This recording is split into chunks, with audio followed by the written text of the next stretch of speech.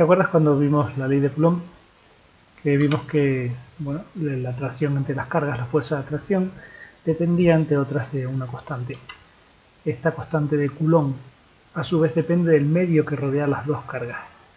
La fuerza va a ser más pequeña cuando interponemos cualquier medio que no sea el vacío. De manera que K tiene el máximo valor. Si la fuerza es máxima en el vacío, significa que la K del vacío, la constante de Coulomb correspondiente al vacío, es la más alta de todas.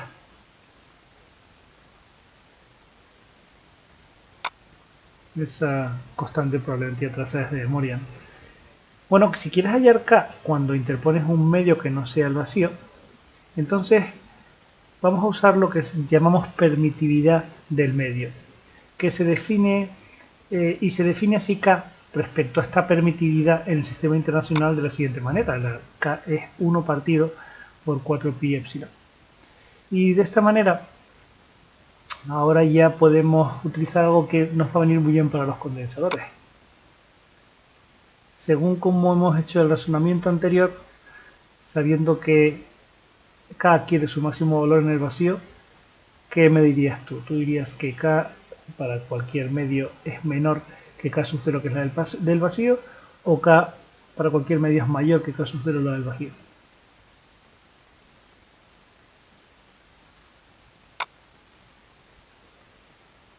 Ok, pues a partir de esta fórmula, en el caso del vacío, habíamos dicho que aquí tenemos la expresión para el vacío, le diríamos sub 0, y estas son las unidades. Bien, pues de ahí puedes despejar el valor de la permitividad en el vacío, ¿vale?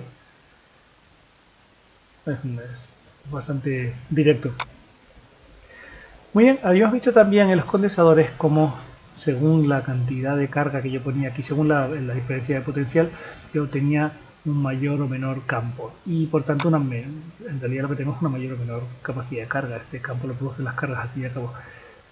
Bueno, pues habíamos visto también que el segundo factor era la capacidad del condensador, cómo estuviera construido ese condensador.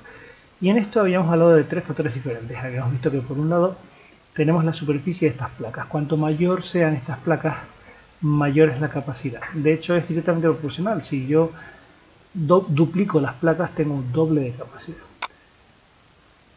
Aquí teníamos el ejemplo de un segundo factor, que es la distancia entre placas. Yo tengo, cuanto menor sea la distancia entre placas, mayor será la capacidad. De nuevo es proporcional, esta vez inversamente. Cuanto menor sea la distancia, si yo disminuyo la distancia a la mitad, tengo que la capacidad aumenta el doble.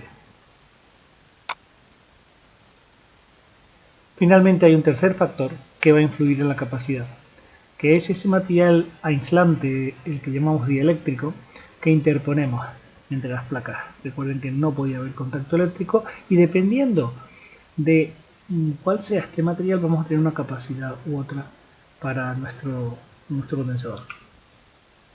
Bueno, lo que hemos dicho ahora mismo puede establecerse diciendo que la capacidad de un condensador es directamente proporcional a la Q de sus placas e inversamente proporcional a Q. Para el vídeo un momentito si no lo tienes claro, vuelves a renovar. Y como imagino que habrás supuesto o que habrás contestado correctamente, es directamente proporcional a la superficie de sus placas e inversamente proporcional a la distancia entre sus placas. Y habíamos hablado de un tercer factor, habíamos visto también que depende del material aislante que se interpone entre sus placas, que recordarás que es el que llamamos dieléctrico. Pues bien, la capacidad de un condensador es directamente proporcional a la permitividad del dieléctrico. Así que con esta información, teniendo en cuenta lo que tienes ahí en negrita, seguramente ya podrías construir una fórmula. ¿Cuál es la fórmula más sencilla que sea coherente con estas tres afirmaciones? Para el vídeo intenta escribirla y ahora mismo te la pongo.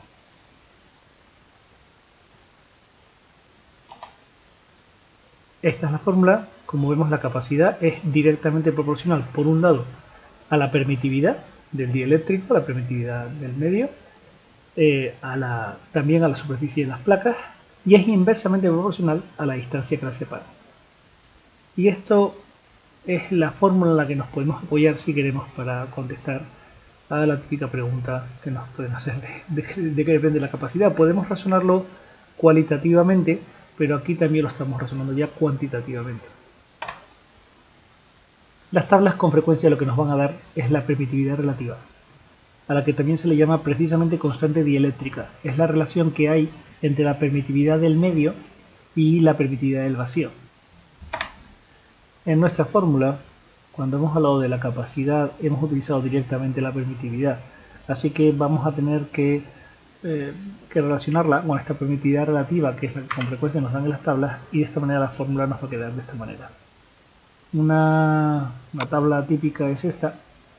Aquí pueden ver cómo la permitividad va cambiando desde el vacío, que es la más baja.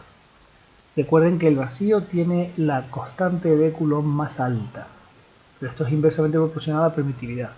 El vacío tiene la permitividad más baja, y a medida que vamos aumentando la permitividad, nos vamos encontrando con materiales que son más interesantes para hacer estos condensadores. Es decir, el aire tiene una permitividad muy parecida al vacío, fíjense en la relativa como se acerca mucho a 1.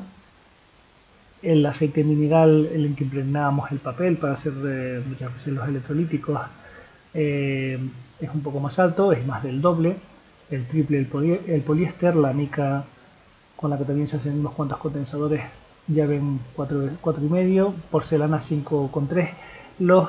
Estos son valores centrales dentro de un rango, un margen de valores. En el caso de los cerámicos, uno puede sospechar que es parecido a la porcelana, pero en realidad tienen variaciones importantes que hacen que su permitividad relativa suba hasta, vamos, por encima de 500 en bastantes casos, y ya en los casos especiales puede llegar incluso hasta 10.000.